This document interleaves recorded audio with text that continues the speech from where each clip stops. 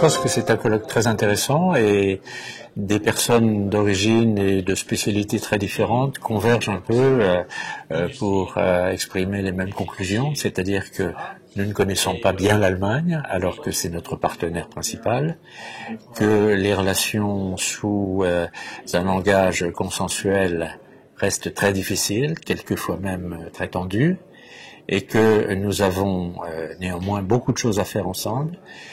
Pour que nous puissions les faire, il faut certainement aujourd'hui regarder un peu l'état de nos relations. Ça n'est pas un couple, c'est un partenariat dans lequel chacun a sa personnalité et dans lequel chacun veut garder beaucoup de liberté, mais où nous avons ensemble des responsabilités communes.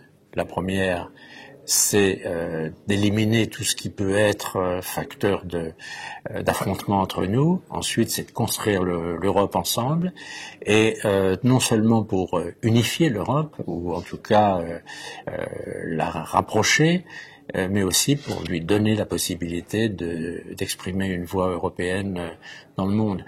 Alors, tout le monde a pratiquement souligné la même chose, c'est-à-dire que le couple, si couple il y a, encore une fois je n'aime pas le mot couple, si ce moteur franco-allemand de l'Europe, je préfère cette expression, ne fonctionne pas, c'est parce qu'il est déséquilibré.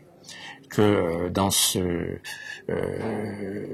cadre, l'Allemagne est forte, elle a imposé ses idées, elle a exprimé ses préférences, et la France est assez faible, à la fois parce qu'elle est faible sur le plan économique en ce moment, et parce qu'elle n'exprime pas bien ses idées. Donc il y a deux choses à faire.